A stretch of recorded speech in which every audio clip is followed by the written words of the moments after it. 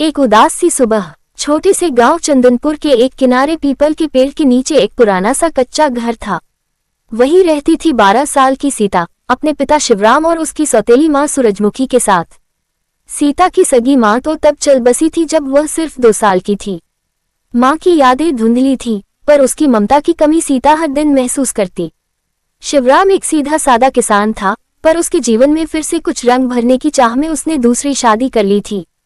सूरजमुखी शहर से आई थी, तीखे नैन नक्श पर तेज मिजाज।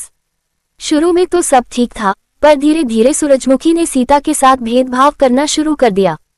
तेरा जन्मदिन है तो क्या हो गया, मैं कोई हलवा पूरी बनाने वाली मशीन नहीं हूँ, सूरजमुखी ने झल्लाते हुए कहा जब सीता ने उससे पूछा कि क्या उसके जन्मदिन पर कुछ खास होगा। सीता की आंखें भर आईं। वो कुछ न बोली, बस चुपचाप घर के पीछे आम के पेड़ के नीचे बैठ गई। वही उसकी सबसे प्यारी जगह थी। रामू चाचा और मीठे सपने। गांव में रामू चाचा नाम के एक बूढ़े व्यक्ति रहते थे, जो बच्चों को कहानियां सुनाते और पतंग उड़ाना सिखाते। सीता की उनसे अच्छी दोस्ती थी। उस दिन भी वह सीता को उदास देख समझ गई कि कुछ गड़बड़ है। क्या बात है बिटिया, आज तो तेरा जन्मदिन है और तू ऐसे मुंह लटकाए बैठी है। सीता ने धीरे से कहा, कुछ नहीं रामू चाचा, आज तो घर में किसी को याद भी नहीं कि आज मेरा जन्मदिन है। रामू चाचा ने मुस्कुराकर कहा, तो क्या हुआ, जन्मदिन तो हम मना लेंगे और ऐसा मनाएंगे कि पूरा गांव देखे। सीता की आंखों में थोड़ी चमक लौटी। सच? हाँ बिटिया, तू देखती जा।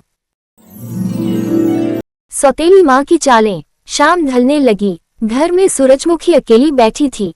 उसे अच्छा नहीं लगा कि सीता बिना बताए कहीं चली गई, पर उस झुंझलाहट को उसने खुद पर हावी नहीं होने दिया। जा कहीं भी, मेरी क्या पड़ी है, उसने खुद से कहा, लेकिन भीतर एक बेचैनी सी थी। वहीं दूसरी ओर रामू चाचा ने गांव के कुछ बच्चों को इकट्ठा किया। उन्होंने सीता के लिए गांव की चौपाल में छोटी सी पार्टी का इंतजाम किया। बच्चों ने रंग बिरंगे गुब्बारे फुलाए, पतंगे तैयार की और पेड़ की डालियों पर कागज के फूल लटकाए। सीता को विश्वास नहीं हुआ कि कोई उसके लिए इतना कर सकता है। रामू चाचा ने एक पुरानी सी किताब से कविता सुनाई। छोटी सी सीता, बड़ी प्यारी, उसकी मुस्कान सबसे न्यारी, आज है उसका जन्मदिन, बने ये दिन सबसे शानदार दिन।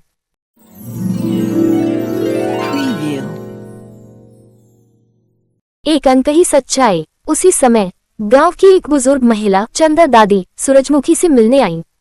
बेटी, सीता कहाँ है? सूरजमुखी ने तिरछी निगाह से कहा, जा कहीं भी, मेरी जिम्मेदारी नहीं है। चंदा दादी ने उसकी ओर देख कहा, जानती हूँ तुमने कभी सीता को अपनाया नहीं, पर क्या तुम जानती हो कि वो तुम्हें माँ मानती है? मुझे माँ? वो? सूरजमुखी चौंक गई। हाँ, उसने कई बार कहा है कि वो चाहती है कि आप उसे एक बार प्यार से पुकारें। सिर्फ एक बार। सूरजमुखी का चेहरा गंभीर हो गया। अंदर एक ज्वार उठा, जैसे सालों से छुपे पत्थर दिल में हलचल हुई हो। वापसी और बदलाव। रात के 8 बजे सीता जब घर लौटी तो उसे उम्मीद नहीं थी कि कोई इंतजार कर रहा होगा, पर उसने देखा कि आंगन में एक दिया जल रहा है और सूरजमुखी दरवाजे पर खड़ी है। कहाँ थी तू? रामू चाचा के साथ, सीता डरते हुए बोली। एक लंबी चुप्पी के बाद सूरजमुखी ने धीमे से कहा, खाना खा ले, तेरे लिए खीर बनाई है। सीता की आंखें भर आईं। क्या आप मेरे लिए खीर? सूरजमुखी ने मुंह फेर लिया, पर उसकी आवाज कांप रही थी। तू मेरी भी बेटी है अब से। सीता दौड़कर उससे लिपट गई।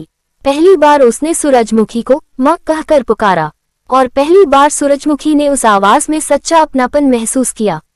योजक चिन्ह, योजक चिन्ह, योजक चिन्ह। भाग 6। नए रिश्तों की शुरुआत। अगली सुबह सूरज कुछ अलग चमक रहा था। सीता और सूरजमुखी मिलकर आंगन में झाड़ू लगा रही थी। सीता गुनगुना रही थी और सूरजमुखी ने उसके बालों में फूल लगाया। अब हर साल तेरा जन्मदिन मनाया जाएगा, सूरजमुखी ने कहा। शिवराम ने ये सब देखा तो उसकी आंखें भर आईं। शायद यह वही घर था जिसका सपना उसने देखा था, जहां उसकी बेटी को माँ की ममता मिले और उसकी पत्नी को एक बेटी।